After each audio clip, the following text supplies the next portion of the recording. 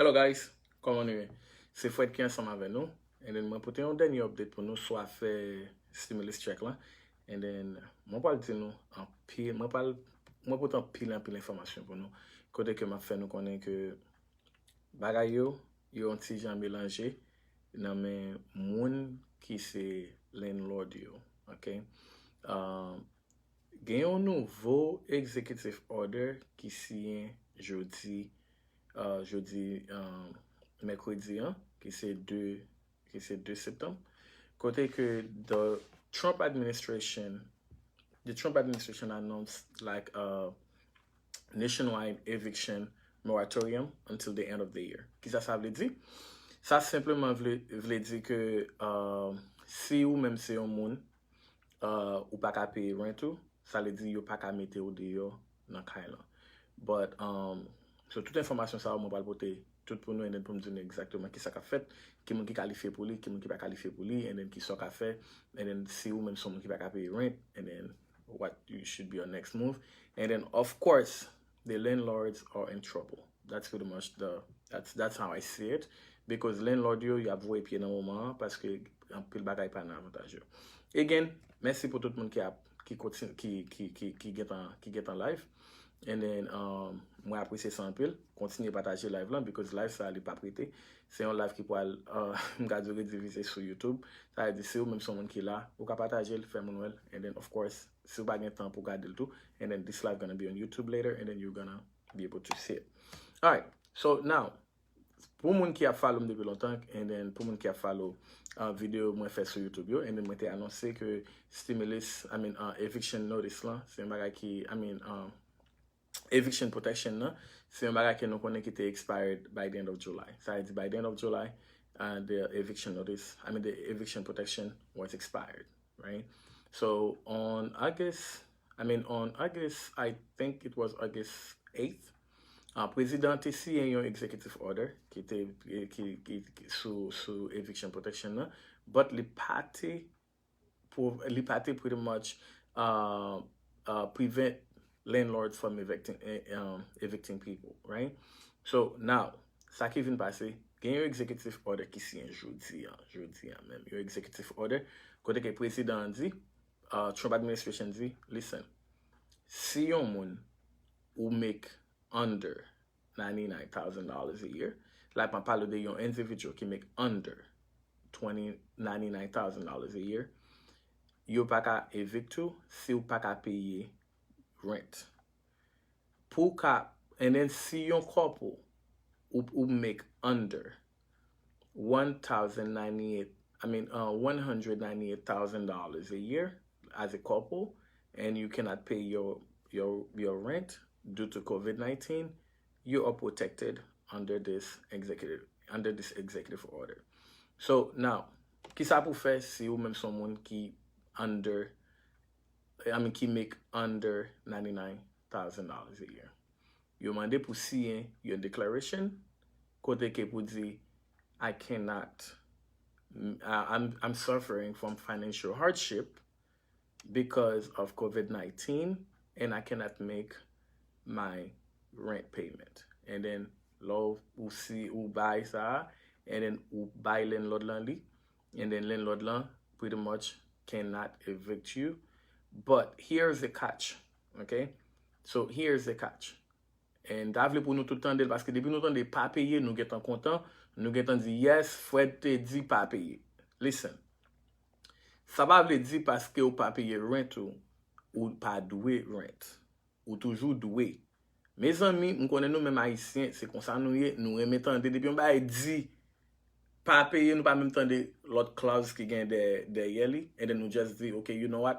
M'ta suivre Fred t'a font live te dit depuis make under $99,000 a year ou pas supposé payer rent. Et pas ça moi dit. Moi dit si on moun ou pas ka afford rent tout, yo pas mettre au dehors. At the same time, ça va lui dire ou pas doué. Qui veut dire si ou pas payer dans mois septembre nan là ou doué mois septembre nan.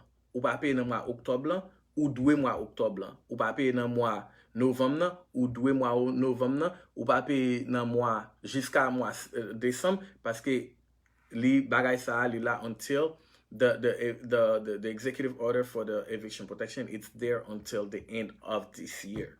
Ça veut dire pas penser deske ou pas payer rent ou pas dwe rent ou still dwe.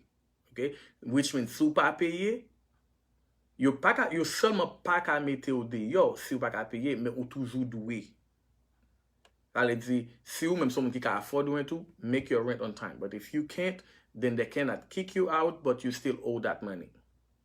And pour qui ça executive order ça yo siyen li, c'est parce que CDC, qui est the Center of Disease Control, il dit comme ça, si yo kite moun sa, parce que gen about 20 million people that was about to face eviction.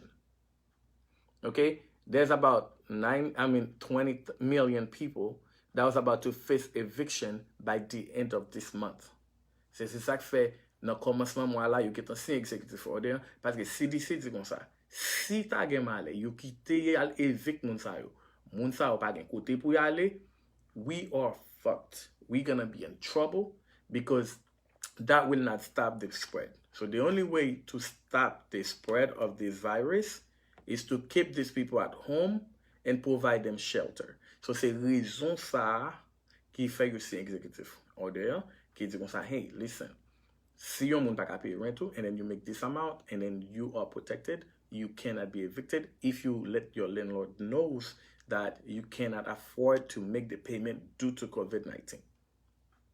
So c'est parce que si yo gen male yal kite moun sa ou pran la rue and then you mette yo dehors et puis so pa l'tan dehors and then they said, CDC dit comme ça, y a retourné encore to step 1 because that's not safe. So ça fait président prend toutes mesures, ça fait présidentiel prend toutes mesures and then pour yo provide executive order ça. But now, est-ce qu'il est légal? Of course, c'est président qui signe légal. Mais qu'on y a là, problème qui vient gagner. Problème qui vient gagner qu'on y a là, landlord yo fâché, landlord yo avoué pied pour qui ça?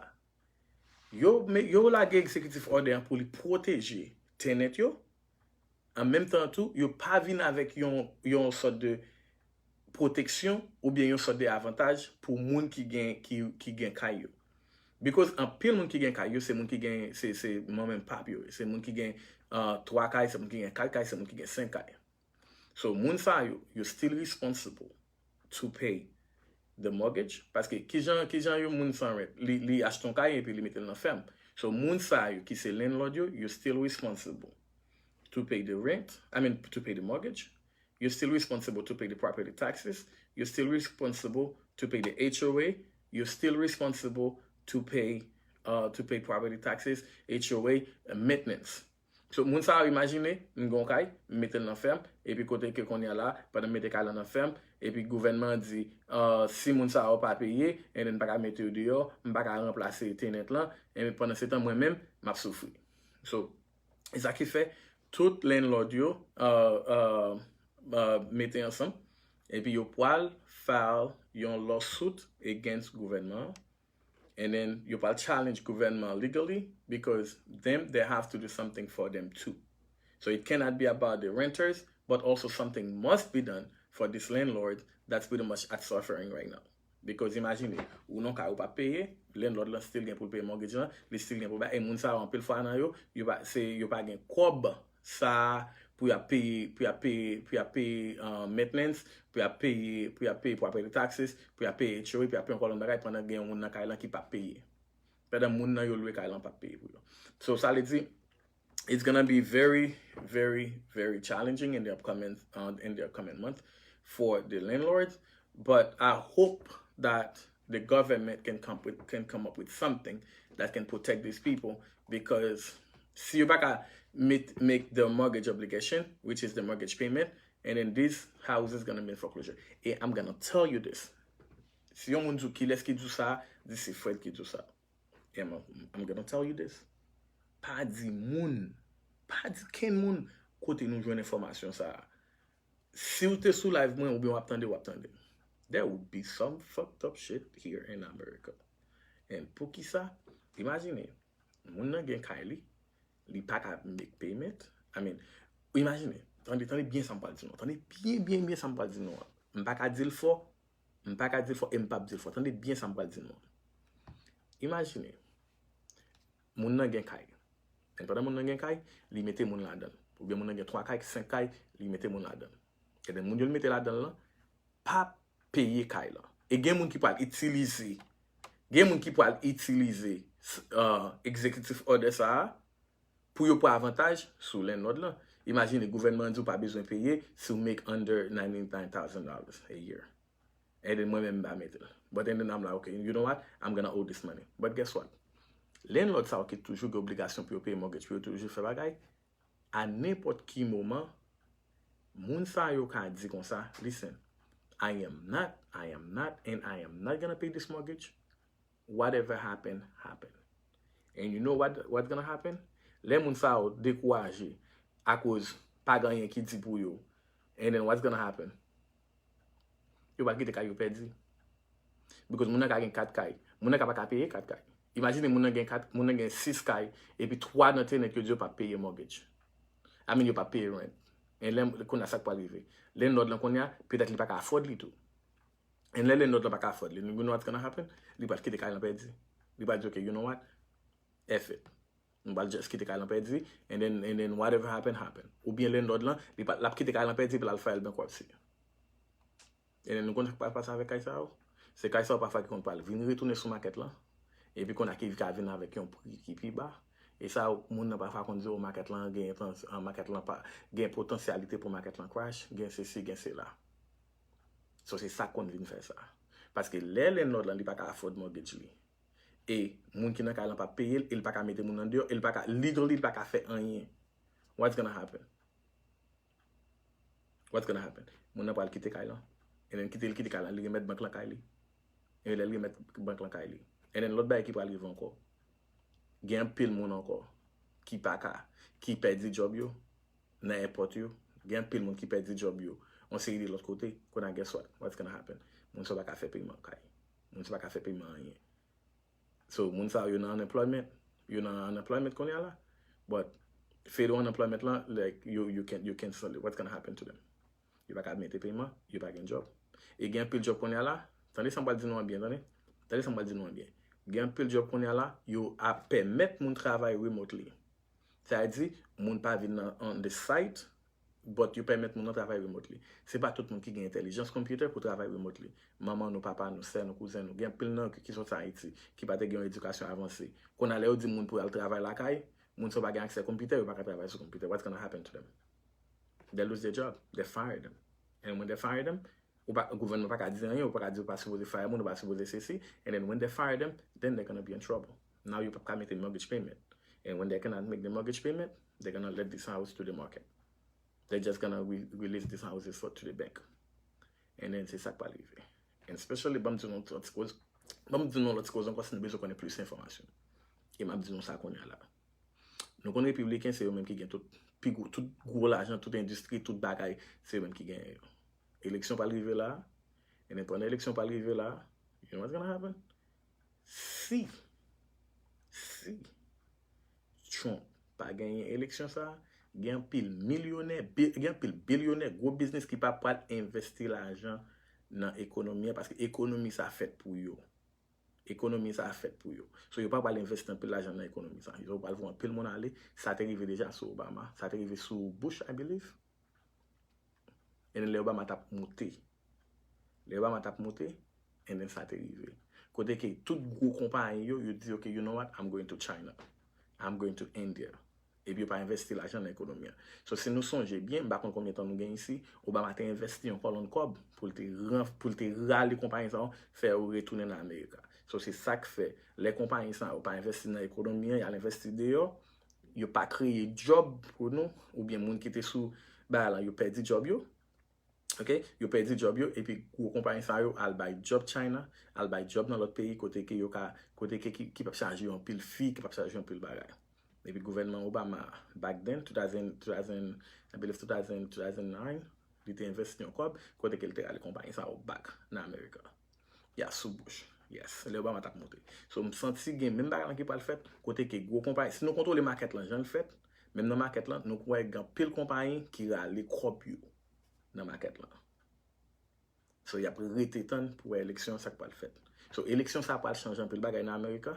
And then, I'm glad nous pas witness yon gros bagay, yon gros moment historique qui va passer dans America in the financial world. M'a dit l'autre bagay non, in the financial world. Moi-même, moi là, m'a suivre, m'a regarder. But so far, life ça, c'est pour eviction lié. Mais si yon moun, parce que tout, on moun met dit sauve li, on moun met dit pas dans politique, toute décision qu'a prend, c'est décision politique yo. La vie nous based on US politics. So n'importe quoi pas dit, ou pas dire moi pas dans politique, BS, because tout travail basé sur politique, quand on dormir basé sur politique, tout ça fait c'est le gouvernement qui prend décision pour eux. C'est eux qui fait la loi et eux qui est là pour faire respecter la loi. So now, ouais si on l'autre mettez au monde dehors, pendant executive order ça active de jeudi until the end of this year, pas un peu le problème.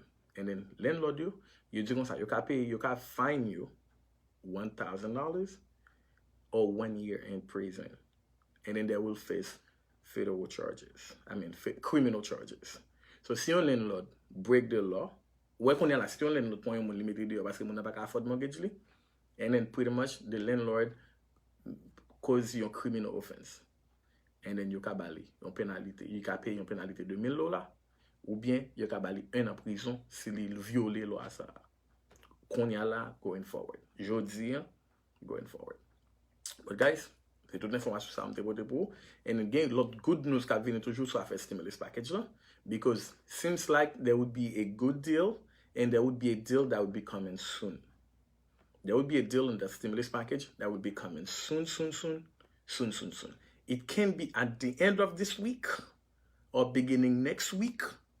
N'attendez que passe stimulus check là.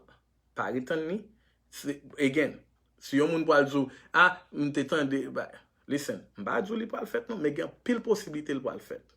Gen pile possibilité by the end of this week or next week pour gen yon entente qui joine sous stimulus package là. And then les yo joine entente là, and then m'a monter live, m'a dit, hey guys, gen yon update sous stimulus package là, and then guess what? You approve li, and then make it sa li entail. Make it sa li gen la del, make it sa li pa gen la del. But so far, c'est executive order qu'a signé.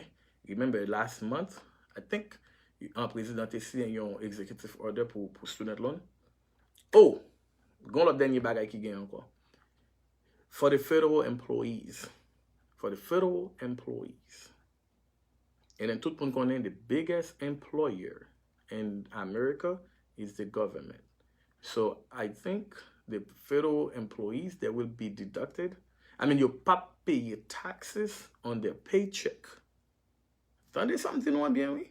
They will not be paying taxes on their paycheck. So when they get their paycheck free taxes. Free tax, nothing.